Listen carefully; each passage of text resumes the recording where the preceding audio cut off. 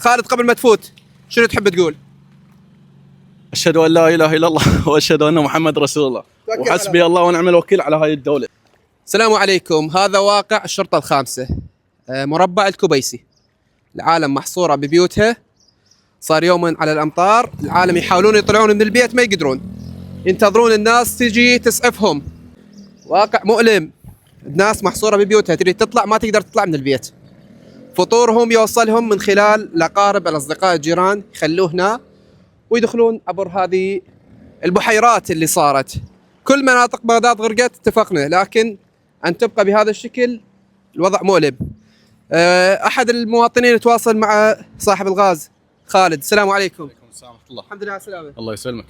ايش عندك؟ والله عالم هنا محصور الجو، ما حد يقدر يطلع، وخطيه بس نسوان وبنات ما يقدرون يطلعون بهذا المي، فيخابرونا اجيب لهم مرات مخضر هاي هماتنا اطبش بالمي، غاز ما عندهم خلصوا هسه.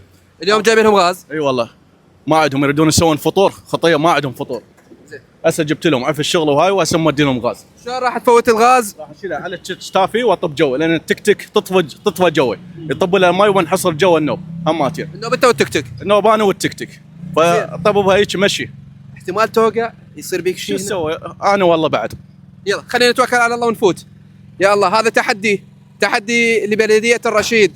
الأخ خالد هنا أحد المنقذين للعوائل داخل المنطقة. خالد قبل ما تفوت شنو تحب تقول؟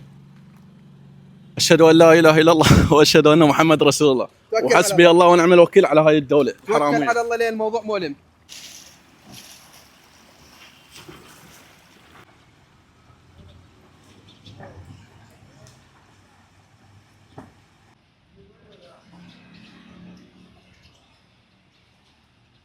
الآن رجع خالد بعد أن أنجز هاي المهمة. الحمد لله على السلامة. عملية بنجاح. كملت؟ الله يسلمك. كملت. اعطيتهم غاز؟ اعطيتهم غاز وجبت شلون هاي وضعهم فارغة. العالم؟ خطية محصورين. ما يقدرون شو يطلعون؟ تسوي؟ ما يقدرون يطلعون عمي. ماكو. شو تسوي؟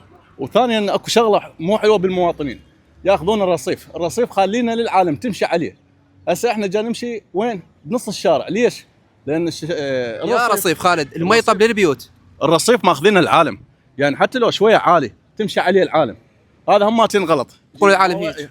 يبقون يجوز بعد 5 ايام اسبوع على هاي الوضعيه، ما طمك احد يجي، يبقون شو